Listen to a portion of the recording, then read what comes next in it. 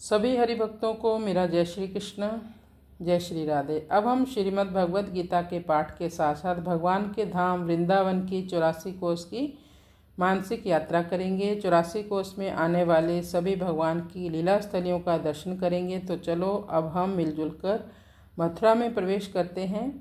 मथुरा में तो हम प्रवेश कई दिन पहले ही कर चुके थे, लेकिन अब हम बहुला वन राल से होते हुए श्री राधा कुंड और श्री श्याम कुंड के दर्शन करेंगे। श्री राधा कुंड और श्री श्याम कुंड की जय। यहाँ पर अरिष्टासुर का वध करने के बाद ब्रज गोपियों ने श्री कृष्ण से कहा, तुमने भले ही असुर का वध किया है, परंतु असुर के गौ जाति का होने से तुम्हें गौ हत्या का पाप लगा है, इसलिए अब हमसे तुम छूना मत। श्री कृष्ण ने कहा, मैं अभी सभी तीर्थों में स्नान करके शुद्ध हो जाता हूँ। ऐसा कहकर श्री कृष्ण ने एक लात भूमि पर मारी। वहाँ एक गड्ढा हो गया और देखते देखते पाताल से भोगवती का जल बाहर आ गया। श्री कृष्ण के आह्वान पर सभी तीर्थों के जल ने उसमें प्रवेश किया। श्री कृष्ण ने गोप ग्वालों के साथ उसमें स्नान किया और अपना पवित्र होना प्रमाणित कर दिया। श्री कृष्ण द्वारा निर्मित उस कुंड का नाम हुआ श्री श्याम कुंड। अब श्री कृष्ण ने कहा, देखो गोपियों, तुमने भी एक अपराध किया है।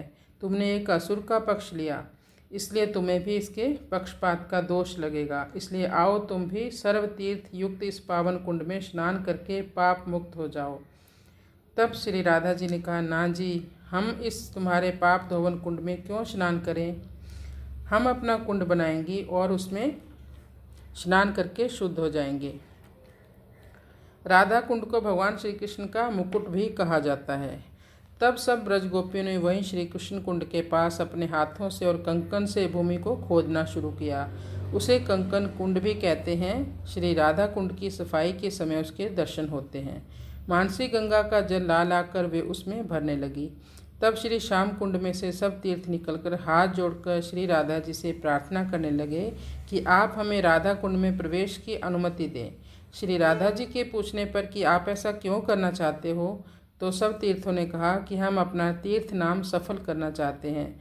श्री कृष्ण की ओर टेढ़ी दृष्टि से देखकर श्री राधा जी ने सब तीर्थों को अनुमति दे दी और श्याम कुंड के अंदर से पृथ्वी को तोड़ते हुए वो जल रूप से उसमें प्रवेश कर गए।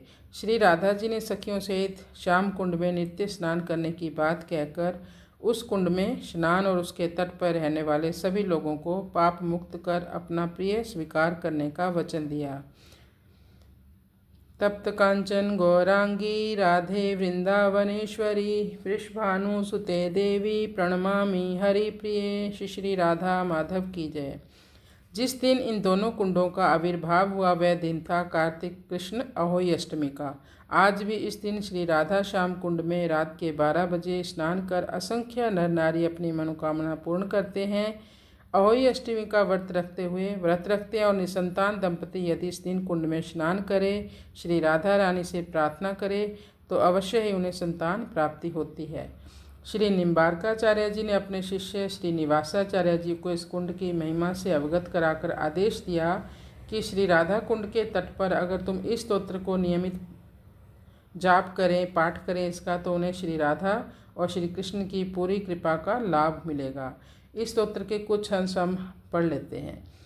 कहा कि मेरे जीवा अगर पर मतलब मेरी जीवा पर श्री श्री राधिका का नाम हो, नेत्रों के आगे श्री राधा का रूप हो, मेरे कानों में श्री राधिका की कीर्ति और अंतःकरण में सहज उन्हीं के भाव गुण आदि का स्फुरण हो।